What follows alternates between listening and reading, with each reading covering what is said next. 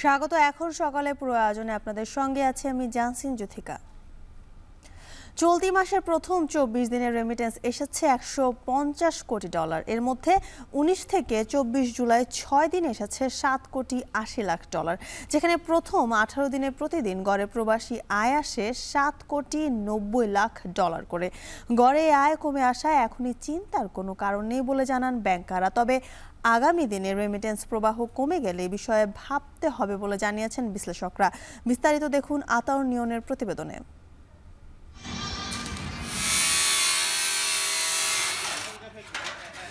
প্রবাসীরা যে আয় পাঠান তা শুধু তাদের প্রয়োজন মেটায় না, পূরণ করে রাষ্ট্রের ও সাধারণ মানুষের চাহিদা, বৃদ্ধি পায় রিজার্ভ এবং স্বাভাবিক রাখে নিত্যপণ্যের দাম।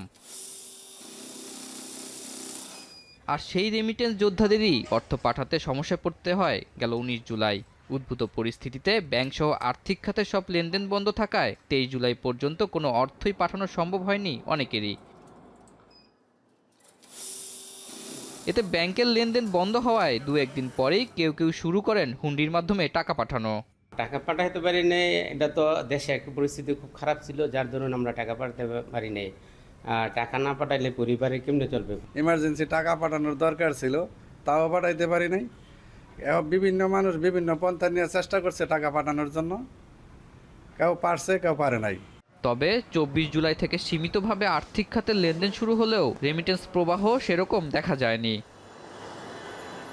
পণ্য রপ্তানির মাধ্যমে যে বৈদেশিক মুদ্রা আয় হয়, এর বিপরীতে উৎপাদন এবং আমদানি সহ নানা কাজে 80% পর্যন্ত ব্যয় করতে হয়। আর প্রবাসীরা যে অর্থ দেশে পাঠান তার পুরোটাই থেকে যায়। কিন্তু রেমিটেন্স প্রবাহ যদি কমে যায় তাহলে চাহিদার বিপরীতে ব্যাঘাত ঘটবে সরবরাহে। তবে কয়েকদিন প্রবাসী আয় না আসাটাকে বিশ্লেষকরা সমস্যা মনে না করলেও বর্তমানে ব্যাংকিং খাতে যে দুরবস্থা রয়েছে তাতে এ খাতে কোনো দুর্ঘটনা ঘটলে রেমিটেন্স আয়ে ধাক্কা লাগার আশঙ্কা জানানো হয়েছে। কেন্দ্রীয় ব্যাংকের সবশেষ তথ্য বলছে চলতি মাসের প্রথম 18 দিনে গড়ে প্রবাসী আয় এসেছে $7.90 কোটি। আর 19 থেকে 24 জুলাই পর্যন্ত 6 দিনে এসেছে মাত্র $7.80 কোটি। কারণ এই সময়ে মাত্র একদিনই ব্যাংকে লেনদেন করা সম্ভব হয়েছে। এছাড়া প্রায় $98 কোটি আসে প্রথম 13 দিনে, আর 14 থেকে 24 জুলাই 10 দিনে আসে প্রায় $53 কোটি। তথ্য মতে এ মাসের 24 দিনে মোট প্রবাসী আয় এসেছে $150 কোটি, যা আগের বছরের একই সময়ে এসেছিল $158.60 কোটি। আর গেল জুনে রেমিটেন্স এসেছে $254 কোটি, যা কিনা গত 3 অর্থ বছরের মধ্যে সর্বোচ্চ ছিল। গেল অর্থ বছরের আগস্ট ও সেপ্টেম্বরে রেমিটেন্সের প্রবাহ কমায় ব্যাংক খাতে প্রবাসী আয় আনতে নেওয়া হয় বিভিন্ন উদ্যোগ। এরপরই অক্টোবরে খোলা বাজারের সাথে ডলারের মূল্যের পার্থক্য কমিয়ে আনা ও প্রণোদনা সহ বেশ কিছু পদক্ষেপ নেওয়া হয়। এর ফলে ওই অক্টোবর থেকেই প্রতি মাসে প্রায় $200 কোটি আসতে শুরু করে। তবে সাম্প্রতিক ঘটনায় হঠাৎ করে ব্যাংক বন্ধ হয়ে যাওয়ায় যখন জরুরি প্রয়োজনেও টাকা পাঠাতে পারছিলেন না প্রবাসীরা, তখন হুন্ডির আশ্রয় নেন অনেকেই। এখন সেসব প্রবাসীদের ব্যাংকিং খাতে ফেরানোর বিষয়ে শঙ্কা তৈরি করছে। সেক্ষেত্রে এখনই এই বিষয়ে চিন্তা করার কোনো কারণ নেই বলে জানালেন এই ব্যাংকার। তবে আগামী দিনে প্রবাসী আয় আশা কমে গেলে তা নিয়ে ভাবতে হবে বলে জানান তিনি। তো মাসের আসছে আর কয়েকদিন, এবং একটা ভালো নাম্বার অফ ডেজ যেহেতু আমরা পাইনি, এবং আবার ওটা শুরু করতে সময় লাগে না। বৃহস্পতিবারে যে টাকাটা এসেছিল সেটা কিন্তু আবার আপনার ডিসবার্স করতে আবার সময় লেগেছে, যার জন্য কিন্তু স্লো হয়ে গেছে। কারণ ওরাও কিন্তু যারা রেমিটিং হাউসের টাকাটা ছাড়ছিল, ওদের একটা লিমিট আছে, তো ওরা কিন্তু যেহেতু ওই টাকাটা আমি ডিস্ট্রিবিউট করতে সময় লাগছিল, সো ওই জন্য ওরা কিন্তু ছাড়ছিল না। সেটাও একটা কারণ। তো ওটা একটা রিপল এফেক্ট থেকেই যায়। সো আমরা দেখি এই মাসে শেষ হোক, এই মাস শেষ হোক, আগামী মাস শুরু হলে আগামী 7-10 দিন যদি দেখা যায় কী অবস্থা।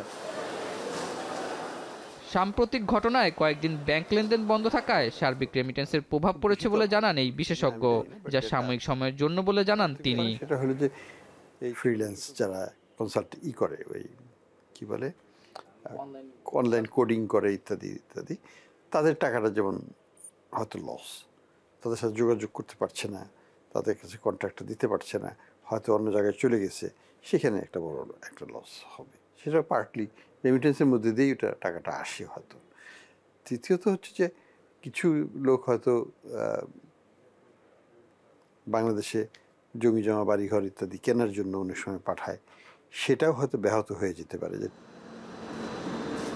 বিদেশি মুদ্রা আয়ে রপ্তানি খাত প্রধান উৎস হলেও রেমিটেন্সের ভূমিকা সবচেয়ে বেশি কার্যকর বলে জানান বিশ্লেষকরা। আতাউনিয়ন, এখন, ঢাকা। নাম পরিচয় গোপন রেখে যেন কেউ সহিংসতা ঘটাতে না পারে সেজন্য ভাড়াটিয়াদের তথ্য সংগ্রহ করছে পুলিশ। গত 2 মাসে যারা বাসা ভাড়া নিয়েছে তাদের 17 ধরনের তথ্য বাড়ির মালিকদের কাছে চেয়েছে ডিএমপি। অপরাধ দমনে ভাড়াটিয়াদের তথ্য কাজে দেবে এমন মত বিশ্লেষকদের। বিস্তারিত জাকির হোসেনের ক্যামেরায় আরিফ হোসেনের প্রতিবেদন। কোটা বিরোধী আন্দোলনের নামে সরকারি স্থাপনায় হামলা, মেট্রো রেল, মেয়র হানিফ ফ্লাইওভারের টোল প্লাজায় আগুন কে দিয়েছে সিসিটিভি ফুটেজ বিশ্লেষণ করেও নাম পরিচয় অধিকাংশ ক্ষেত্রে নিশ্চিত হতে পারছে না আইনশৃঙ্খলা রক্ষাকারী বাহিনী। এমনকি স্থানীয়রাও ছবি দেখে নিশ্চিত হতে পারছে না পরিচয়। অভিযোগ ওঠে এই ঘটনায় জড়িতদের অধিকাংশই নাম পরিচয় গোপন করে থেকেছে বিভিন্ন এলাকায়। তাদের কেউ কেউ সহিংসতায় জড়িতদের আশ্রয় দিয়েছে। এমন অভিযোগ সামনে রেখে ভাড়াটিয়াদের 17 ধরনের তথ্য সংগ্রহ করছে পুলিশ। পুলিশের সংগ্রহ করা তথ্যে নাম, পরিচয়, স্থায়ী ঠিকানা থেকে শুরু করে জাতীয় পরিচয়পত্রের নাম্বার সংযুক্ত করতে হবে বাড়িওয়ালাদের। কিভাবে সংগ্রহ হচ্ছে ভাড়াটিয়াদের তথ্য দেখতে যাত্রাবাড়ি থানায় এখন টিভি। জানা যায় সিআইএমএস সফটওয়্যারের মাধ্যমে তথ্য সংগ্রহ করছে তারা। নাম পরিচয় গোপন করে যাতে কেউ সন্ত্রাসী কর্মকাণ্ড পরিচালনা করতে না পারে সেজন্য গত 2 মাসে যারা ভাড়াটিয়া হয়ে বিভিন্ন ধরনের বাসায় উঠেছেন তাদের তথ্য সংগ্রহ করছে পুলিশ। ইতিমধ্যেই শুরু হয়েছে কার্যক্রম। বিভিন্ন বাড়ির মালিকদের ডেকে এনে নেওয়া হচ্ছে ভাড়াটিয়াদের তথ্য। আমরা যে ফর্মটি তাদেরকে দিচ্ছি আমাদের বিট অফিসারদের মাধ্যমে, সংশ্লিষ্ট অফিসার ইনচার্জের মাধ্যমে, সেই ফর্মটিতে তার ব্যক্তিগত যে বেসিক তথ্যগুলি, নাম, পিতার নাম, ঠিকানা, মোবাইল নাম্বার, মেইল ও হোয়াটসঅ্যাপ নাম্বার, এছাড়া থাকে আপনার পরিবারের সদস্য সংখ্যা, আপনার বাসায় যদি হোম বা হাউস অ্যাসিস্ট্যান্ট থাকে সেই অ্যাসিস্ট্যান্টের নাম্বার থাকে, আপনার ড্রাইভারের নাম্বার থাকে, ড্রাইভারের ডিটেলস থাকে, আপনি যদি বাড়িওয়ালা হন সেক্ষেত্রে আপনার সিকিউরিটি গার্ডের তথ্যটা আমরা নিয়ে থাকি।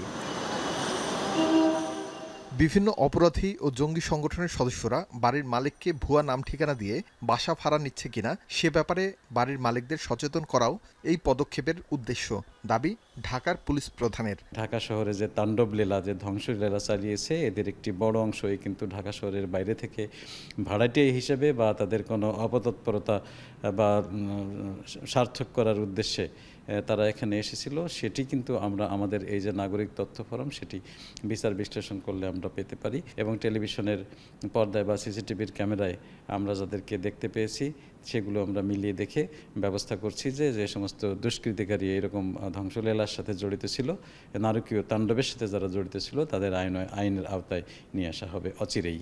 নাগরিক তথ্য সংগ্রহ প্রক্রিয়াটি অপরাধ প্রতিরোধমূলক ব্যবস্থা হিসেবে সহায়ক ভূমিকা পালন করবে এমন দাবি অপরাধ বিশেষজ্ঞদের। তথ্যগুলো তো প্রতিনিয়ত আপডেট রাখা এবং এই কার্যক্রমগুলোকে মনিটরিং করা, দেখভাল করা, সেটি নিয়মমাফিক হয়েছে সেটি তো বোঝাই যাচ্ছে যে এটি নিয়মমাফিক হয়নি। কিন্তু এটি আমাদের এখন ভাবার প্রয়োজন বা আমাদেরকে ভাবতে হবে সবাইকে। আইনশৃঙ্খলা বাহিনী যেরকম তার দায়িত্ব পালন করবে এবং সেই দায়িত্ব হঠাৎ একটা ঘটনা ঘটলো, সেই ঘটনার প্রেক্ষাপটে আমরা কিছু ব্যবস্থার কথা বললাম, ব্যবস্থাগুলো শুরু হলো, কিন্তু সেই ব্যবস্থাগুলো যাতে থেমে না যায়, ব্যবস্থাগুলো যাতে সচল থাকে। সাধারণ মানুষ যাতে হয়রানির শিকার না হয় সেদিকে নজর রাখার পরামর্শ অপরাধ বিশেষজ্ঞদের। আরিফ হোসেন, এখন, ঢাকা। এখন সকালে নিচ্ছে একটা বিরতি, ফিরছি একটু পরেই।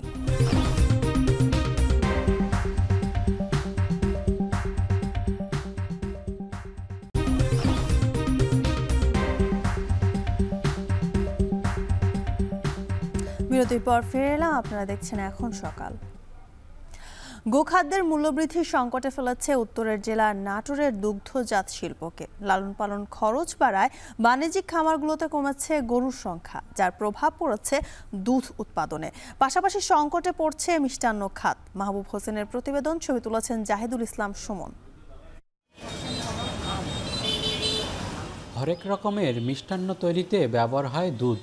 শত কোটি টাকার মিষ্টান্ন ব্যবসায় দুধের চাহিদার বেশিরভাগই পূরণ হয় স্থানীয় ডেইরি খামার থেকে। 2007 সালে নাটোর সদর উপজেলার একডালা এলাকায় বাণিজ্যিকভাবে গড়ে ওঠে গ্রিনফিল্ড ডেইরি খামার। 230টি গাভী নিয়ে যাত্রা শুরু করলেও বর্তমানে রয়েছে 110টি গরু। এর মধ্যে দুধ দেয় এমন গরু মাত্র 43টি। আগে যেখানে 500 থেকে 600 লিটার দুধ উৎপাদন হতো, এখন এসব গরু থেকে দিনে উৎপাদন হচ্ছে মাত্র 200 লিটার দুধ। খামারে ফাঁকা পড়ে রয়েছে শেডের অনেক জায়গা। বাজার ব্যবস্থা ভালো না থাকার কারণে আমাদের দুধ নিয়ে আমরা বিপদে পড়ে যাই। এই দুধ যদি বাজারে বিক্রি করতে যাই দেখা যাচ্ছে 40, 45 বা 50 টাকা বিক্রি হয়, কিন্তু খাদ্যর দামটা অনেক বেশি। এই ফার্মে গরু পরিপূর্ণ ছিল, কিন্তু আমি আসার পরে এই গরু মানে মহাজনেরা বিক্রি করতে করতে কমেই যাচ্ছে। দুধের চাহিদার অন্তত 80% পূরণ করে দেশের ডেয়ারি ফার্মগুলো, কিন্তু সম্ভাবনাময় এ শিল্প দিন দিন সংকটের বেড়াজালে মুখ থুবড়ে পড়ছে। সংকটের যতগুলো কারণ রয়েছে, এর মধ্যে অন্যতম দফা দফায় গোখাদ্যের মূল্যবৃদ্ধি। খামারিরা বলছেন, লাগামহীন মূল্যবৃদ্ধির কারণে সংকটে ফেলেছে এই দুগ্ধজাত শিল্পকে। পর্যাপ্ত দুধ পেতে গরুর খাবার হিসেবে দেশি ঘাস, খড়ের পাশাপাশি খৈল, গমের ভুসি ও ফিড খাওয়ানো হয়। প্রতিটি গরুকে দিনে অন্তত 5 কেজি করে খাদ্য খাওয়ান খামারিরা, যার বর্তমান বাজার মূল্য অন্তত 500 টাকা। এমন অবস্থায় খরচ কুলিয়ে উঠতে না পারায় গরু পালন কমিয়েছেন অনেকে, যার সঙ্গে কমেছে দুধ উৎপাদন।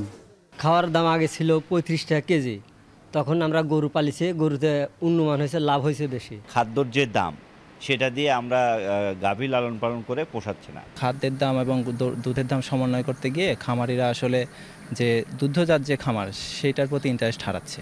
দুধের দাম রোজার মধ্যে একটু বাড়ে, এখন দুধের দাম কম, 60 টাকা 50 টাকা, বেশি হলে নিবার চায় না। এমন অবস্থায় গরুকে বেশি বেশি ঘাস খাওয়ানোর পাশাপাশি খামারিদের ঘাস চাষের পরামর্শ দেন জেলা প্রাণী সম্পদ কর্মকর্তা। গবাদি পশুটা লালন পালন করতে কিন্তু ঘাসের কিন্তু কোনো বিকল্প নেই। আমরা কিন্তু এখন খামারিদেরকে ঘাস চাষে আমরা উদ্বুদ্ধ করছি এবং আমরা বিভিন্ন উঠানোটা করছি, বিভিন্ন প্রকল্পের মাধ্যমে তাদেরকে আমরা প্রশিক্ষণ দিচ্ছি এবং তাদেরকে আমরা কিছু ডেমনস্ট্রেশন করার জন্য আমরা দিচ্ছি। নাটোরে ছোট বড় মিলিয়ে অন্তত 19,000 ডেইরি খামার রয়েছে। জেলায় বছরে 1,85,821 টন দুধের চাহিদার বিপরীতে খামারে উৎপাদন হয় 2,22,000 টন দুধ। মাহবুব হোসেন, এখন নাটোর। যশোরে মুরগির খামারে আগ্রহ হারাচ্ছেন ক্ষুদ্র ও মাঝারি খামারিরা। পুঁজি সংকট, খাবার ও ঔষধের দাম বাড়ানো সহ নানা কারণে গত 2 বছরে বন্ধ হয়েছে 1,500 খামার। বিস্তারিত রিপন হোসেনের প্রতিবেদনে। যশোর সদর উপজেলার মাহিদিয়া গ্রামের নুরুল ইসলাম 2015 সালে 2,000 ব্রয়লার মুরগি নিয়ে গড়ে তোলেন খামার, কিন্তু প্রতিনিয়ত লোকসানের মুখে বন্ধ করতে বাধ্য হন নিজের প্রতিষ্ঠান। মুরগির যে রেট তার সাথে আমরা সমন্বয় করতে পারতেছি না, মুরগি উঠালে লস হয়, এই কারণে আপাতত বন্ধ আছে আর কি। একই অবস্থা যশোর সদর উপজেলার ভাতুরিয়া গ্রামের কামরুজ্জামান কাজলের। 2013 সালে 1,000 পোল্ট্রি বাচ্চা নিয়ে খামার গড়ে তোলেন। প্রথম দিকে লাভ হলেও করোনার সময় ক্ষতিগ্রস্ত হন তিনি। এখন ক্ষতির হাত থেকে বাঁচতে বন্ধ রেখেছেন খামারটি। যখন মুরগি রেডি হয়ে যায় তখন মুরগির দাম পাওয়া যায় না, বাজার একটা সিন্ডিকেট মতন চলে যায়। শুধু নুরুল ইসলাম ও কামরুজ্জামান কাজল নয়, যশোর জেলায় গত 2 বছরের ব্যবধানে 1,579টি মুরগির খামার বন্ধ হয়ে গেছে। খামারিরা বলছেন, এই শিল্পের বাজার ব্যবস্থা, ব্যবসায়ী সিন্ডিকেট সহ নানা কারণে ক্ষতিগ্রস্ত হচ্ছেন তারা।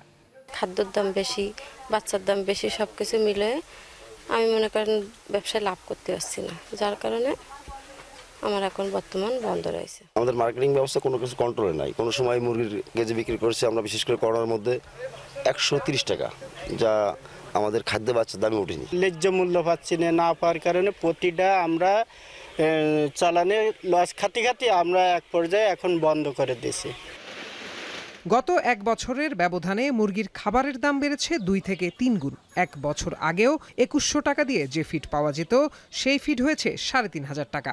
আগে যেখানে ভুট্টার কেজি ছিল 18 টাকা, সেটি এখন 36 টাকা। রাইস পলিশ 28 টাকার জায়গায় বিক্রি হচ্ছে 33 টাকায়। এছাড়াও বেড়েছে ওষুধ ও অন্যান্য অনুষঙ্গের দাম। একটা বাচ্চা উৎপাদন করতে কত খরচ হয়? সর্বোচ্চ গেলে 15 থেকে 20 টাকা, কিন্তু সেই বাচ্চা আমরা কিনতেছি কত করে? 30 টাকা, 80 টাকা, 50 টাকা সর্বোচ্চ দামে। কিন্তু রাতারাতি কখনো তো বাচ্চার দাম এত বৃদ্ধি পাওয়া সম্ভব না। পোলট্রি শিল্পের সঙ্গে সংশ্লিষ্টরা বলছেন, পরিকল্পিত ও পর্যাপ্ত সহায়তা না দিলে জেলায় খামার বন্ধ হওয়ার হার আরও বাড়বে। আমাদের দেশের আমিষের প্রচুর প্রয়োজন।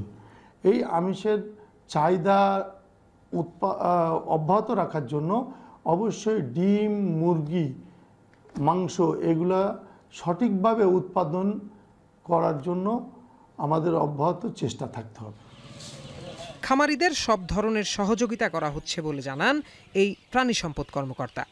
আমাদের যে সমস্ত খামারি আছে এর বাইরেও নতুন নতুন কিন্তু খামার আবার তৈরি হয়। আর যে সমস্ত খামারগুলো তৈরি হয় এর ভিতরে আবার কিছু কিছু খামারি যারা নতুন হঠাৎ করে যারা তৈরি করে তারা দেখা যায় না বুঝেই অনেক সময় তৈরি করে। তারা যদি প্রকৃত জ্ঞান একটু অর্জন করে তারপর যদি খামারগুলো তৈরি করে তাহলে কিন্তু খামারগুলো সাস্টেইন করে। যশোরে বর্তমানে 1400টি পোলট্রি খামার রয়েছে। এখানে প্রতিদিন ডিম উৎপাদন হয় 48 লাখ। এখন যশোর।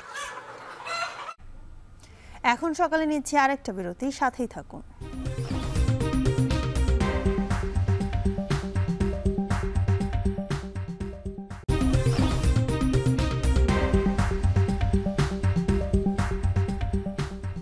বিরতির পর ফিরে এলাম, আপনারা দেখছেন এখন সকাল। এবার খেলা প্রসঙ্গ।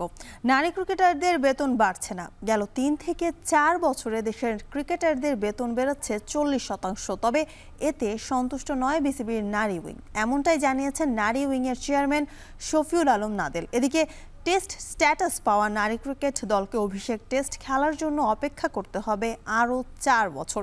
বিস্তারিত আরও জানাবেন শরীফ রওশন। নারী ক্রিকেটারদের হাত ধরে এসেছে দেশের ক্রিকেটে সর্বোচ্চ সাফল্য। সেই 2018 সালে এশিয়া কাপের শিরোপা জয়ের স্মৃতি এখনও উজ্জ্বল বিশ্ব ক্রিকেটে। এজন্য বেতন বৃদ্ধি, ম্যাচ ফি সহ নানান সুযোগ সুবিধাও বাড়িয়েছে বিসিবি। বোর্ডের চুক্তিতে থাকা বিভিন্ন ক্যাটাগরিতে 24 জন ক্রিকেটারের বেতন বাড়ানো হয়েছে 20%। তবে সেটা 2023 সালে। নারী ক্রিকেট প্রধানের কাছে এবার তাই জানতে চাওয়া ছিল সামনে আর কি পরিকল্পনা থাকছে মেয়েদের আর্থিক সুযোগ সুবিধা নিয়ে। ধীরে ধীরে আগের যে জায়গাটায় ছিল একটু দেরিতে হলেও আজকে মোটামুটি একটা জায়গায় এসেছে। তো আমরা এই জায়গায় সেটা সীমাবদ্ধ থাকুক, আমরা সেটা চাই না বা সন্তুষ্টও না। প্রমিলা ক্রিকেটে তাদের বেতন প্রায় 40 ভাগ আমরা বাড়িয়েছি। পরবর্তী যখন আমরা আবার নতুন বছর আসবে আমরা আবার চেষ্টা করব, আবার বোর্ডের কাছে আমরা প্রস্তাব দিব। ওয়ানডে ও টি20 ফরম্যাটে দেশের নারীদের অবস্থান জানান দিলেও সাদা পোশাকে 22 গজের লড়াইয়ে এখনও মাঠে নামার সুযোগ হয়নি ক্রিকেট কন্যাদের। বিশ্ব ক্রিকেটের পরাশক্তি দল ইংল্যান্ড, অস্ট্রেলিয়া, নিউজিল্যান্ড, ভারত নারী ক্রিকেটারদের পাশাপাশি সাদা পোশাকে অভিষেক হয়েছে আয়ারল্যান্ড ও নেদারল্যান্ডস দলেরও। তবে 2021 সালে টেস্ট স্ট্যাটাস প্রাপ্তি বাংলাদেশের এখনও সূচনা হয়নি লাল বলে। কবে আসবে সেই ক্ষণ, বিসিবির ভাবনাটাই বাকি। একসঙ্গে তো আর আমরা 4 দিনের টুর্নামেন্টে যেতে বা আমাদের ম্যাচ খেলবে আমরা সেই জায়গায় যেতে পারবো না। আমরা পর্যায়ক্রমে যেতে চাই। এই কারণে 2 দিনের শুরু করেছি আমরা 3 দিন, এবং পরবর্তীতে আমরা পুরোপুরি ফার্স্ট ক্লাস ক্রিকেটে আমরা যাব। তার জন্য হয়তো 2-4 বছর অপেক্ষা করতে হবে। এদিকে অনেক দিন হয়ে গেলেও দেশের নারী ক্রিকেটারদের স্থায়ী মাঠের ব্যবস্থা করতে পারেনি বিশ্বের অন্যতম ধনী ক্রিকেট বোর্ড বিসিবি। এজন্য ঢাকা, সিলেট, চট্টগ্রাম ও বগুড়ায় ঘুরে ঘুরে অনুশীলন করতে হয় মুর্শিদা জাহানারাদের। তবে এবার সে ঝামেলা থেকে মুক্তির ব্যবস্থা করার পরিকল্পনা বোর্ডের। সিলেটে আমাদের মেয়েদের জন্য বা অনেকটা হোমলি এটা এনভায়রনমেন্ট সেখানে মেয়েদের জন্য ছিল এবং তারাও খুব কমফোর্টেবল ছিল। কিন্তু যেহেতু ছেলেদের টিমের এবং অন্যান্য বিভিন্ন টুর্নামেন্টে প্রেশারের কারণে সবসময় কিন্তু তাদেরকে সিলেটে দেয়া যাচ্ছিল না। আমি আশা করছি আমরা সহসাই হয়তো যে কোনো একটা স্টেডিয়ামকে মেয়েদের জন্য নির্ধারিত করে নিব। 1.5 মাস পরই মেয়েদের টি20 বিশ্বকাপ। যতটা জানা গেছে, জ্যোতিদের বিশ্বকাপ ক্যাম্প ঢাকার পর সিলেটে আয়োজন করার পরিকল্পনা ক্রিকেট বোর্ডের। শরীফ রওশন, এখন ঢাকা। শেষ করছি এখন সকাল এখন টেলিভিশন ওয়েবসাইটে দেখতে ভিজিট করুন www.ekhon.tv। এছাড়া ফেসবুকে দেখতে ভিজিট করুন facebook.com/tv.ekhon এবং ইউটিউবে দেখতে ভিজিট করুন youtube.com/c/ekhon tv।